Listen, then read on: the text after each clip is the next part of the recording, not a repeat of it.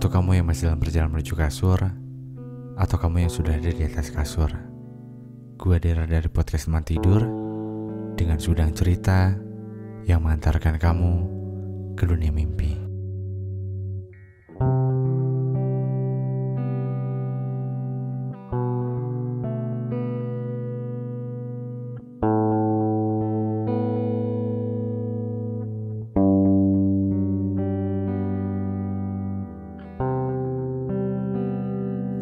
Halo, pendengar Teman Tidur.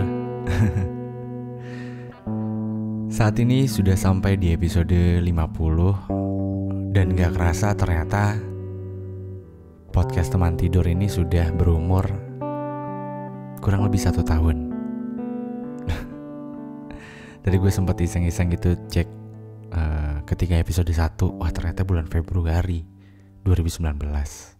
Dan sekarang udah Februari akhir 2020. Dan tentunya gue mau mengucapkan terima kasih banyak buat lo yang udah mendengarkan podcast Teman Tidur sebelum lo tidur tentunya, dan mengizinkan suara gue untuk memenuhi di sudut-sudut kamar lo. Dan tentunya doa terbaik juga buat teman-teman sekalian. Dan gue berharap setiap malamnya teman-teman bisa tertidur dengan nyenyak. Karena gue tahu susah tidur tuh gak enak sih, asli. Dan intinya ya terima kasih lah ya sudah mempercayakan podcast Teman Tidur gitu, yang diizinkan untuk menemani teman-teman sebelum tidur. Ngomongin masalah kepercayaan nih, pada malam hari ini juga gue bakal membawakan tema yang seputar kepercayaan. Dan tadi tuh anyway gue sempet bikin instastory sih di Instagram gue di Dera Firmansyah, nanya tentang seputar trust issue. Dan anyway sorry banget kalau misalkan di episode kali ini ada suara-suara noise dikit gitu, suara-suara orang ngobrol, karena gue baru pindah studio ke tempat yang baru. Dan di luar studio gue tuh di samping lagi ada teman-teman gue yang emang lagi pada main kesini. Tapi karena pada malam hari ini gue harus bikin podcast, jadi ya show must go on. Ya, jadi ngomongin tentang kepercayaan. Tadi balik lagi gue sempat bikin instastory di Instagram gue tentang trust issue. Sebenarnya apa sih alasan orang-orang pernah atau sempat atau mungkin sedang mengalami trust issue gitu. Dan gue juga sempat sih ngalamin kayak, ya gue agak sulit untuk percaya sama orang gitu. Dan jatuhnya karena kayak gitu jadi kayak gue curigaan mulu gitu bawaannya. Nah sebenarnya ini nggak baik sih kalau trust issue ya. Maksudnya ya walau bagaimanapun ya terutama dalam sebuah hubungan. Ya hubungan itu dibuat karena atas dasar saling percaya. Karena kalau misalkan nggak ada pondasi itu kayaknya akan sulit gitu untuk melanjutkan hubungannya.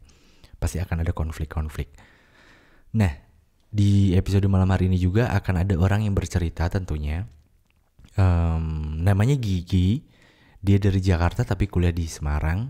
Dan namanya udah gue samarkan. Dia akan bercerita tentang yang dimana dia sempat mengalami kayak trust issue juga gitu. Yang sampai sekarang kalau gak salah. Mungkin nanti lengkapnya kita bisa dengerin ceritanya langsung.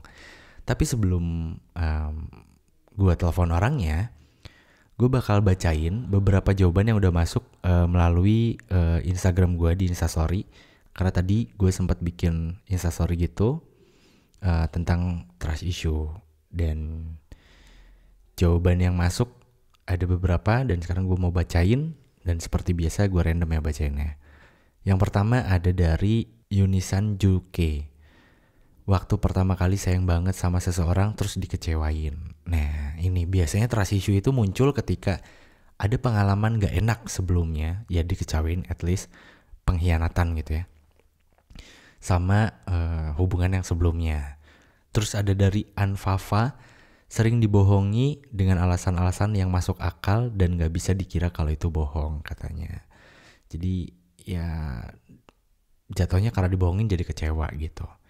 Terus ada lagi dari Vita Lestari Asih, katanya ketakutan masa lalu terulang lagi. Oke. Jadi karena punya pengalaman yang kurang baik ya. Jadi takut itu akan terulang lagi sama hubungan yang baru. Padahal belum tentu juga sih.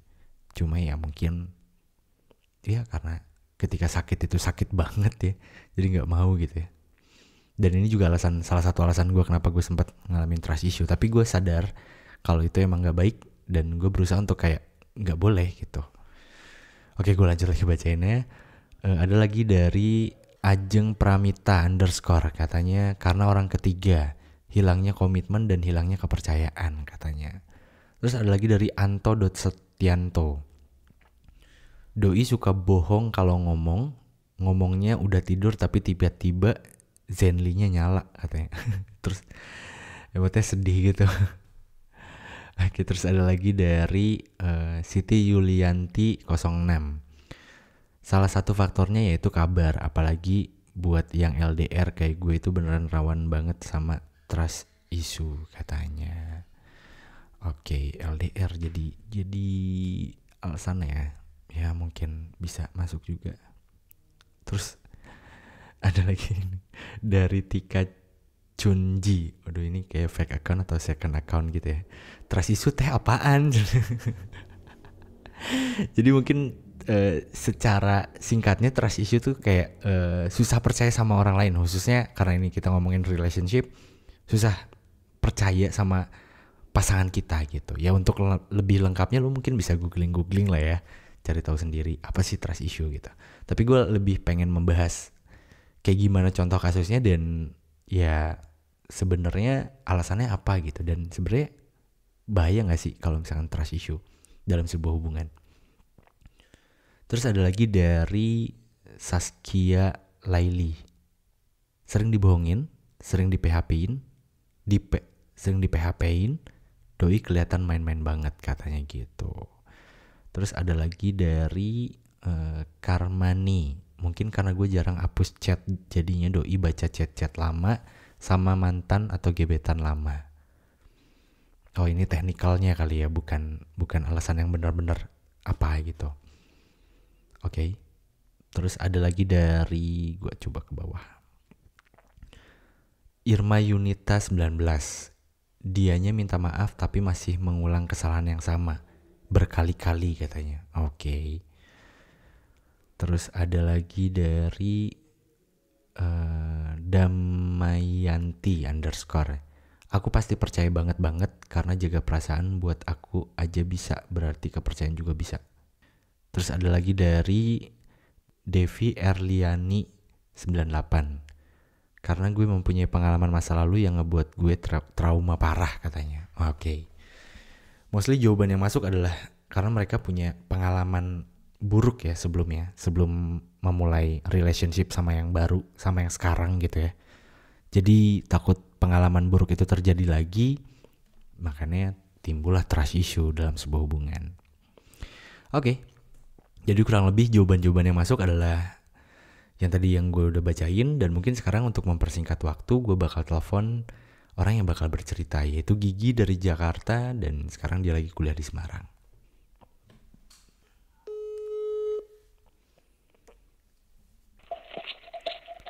Halo. Halo Kak. Halo Gigi. Halo Kak Dera. Belum tidur ya? Belum kok. Oke. Tadi itu gue udah sempat ngenalin nih Gigi itu dari Jakarta. Dan sekarang lagi kuliah di Semarang. Oke. Nah mungkin Gigi bisa langsung ceritain aja pengalamannya tuh kayak gimana sih, ada cerita apa gitu. Dari awal atau pas gue udah kelar putus aja Kak? Dari SD aja gimana? Iya. Enggak, sesuai yang lu kirim di email aja. Oh, oke, dari gue putus berarti ya? Ya, dari lo putus. Jadi ceritain lo punya mantan siapa, maksudnya ya lo boleh samarkan lah namanya siapa. Oke. Tempat dan waktu dipersilahkan. Gila, gue udah kayak pidato ya. Ini mulai nih Kak? Ya. Oke. Jadi gue itu punya mantan. Sebut aja namanya Adi ya. Oke, Adi. Nah, gue tuh udah pacaran sama dia itu sekitar 1,5 tahun kayaknya sih. Terus Satu setengah tahun. habis itu gue lagi satu event kampus sama dia nih. Satu event Dan gue sama kampus. dia, iya gue sama dia jadi panitia. Terus gue tuh kayak nggak berpikiran macam-macam gitu loh. Gue tuh anaknya ya udah kalau misalnya dia mau chatan atau apapun sama orang lain di panitia tentang event kampus itu kayak gue biasa aja gitu loh, nggak terlalu posesif banget. Oke. Terus itu gue nggak kepikiran macem-macem deh tuh. Terus abis itu gue putus gara-gara gue salah ngomong nih sama dia pas gue lagi capek-capeknya hari H tuh event kampus. Gue lagi capek-capeknya gue salah ngomong. Terus dia mungkin lagi bosen-bosennya juga nggak sih, jadi sekali ada percikan tuh masalah jadinya ya udah Putus gitu ya. dianggapnya selesai Oh ya. gitu. Oke. Nah, abis itu biasalah tuh cewek kalau misalnya kayak gitu kan pasti merasa bersalah banget kan. gue Ya. gue mencoba untuk memperbaiki gitu. Tapi tiba-tiba dia bilang ke gue kalau dia lagi deket sama orang, tapi dia nggak ngasih tahu gue itu siapa kan. Oke. Karena gue kayak FBI ya, yang intelnya itu mantap banget. Iya, sedep banget ya. Udah paling jago cewek emang. Banget. Iya, terus? Abis itu gue kayak kepikiran, kayaknya gue tahu deh ini deket sama siapa. Tapi gue ya biasalah gue nggak mau terlalu ikut campur gitu. Terus gue nanya, lo lagi deket ya sama ini? Terus kata dia enggak gitu kan. Pertamanya dia nggak ngaku. Tiba-tiba kan gue satu jurusan nih sama dia. Oke. Pas itu lagi buka bersama gitu loh, pas lagi puasa. Oke.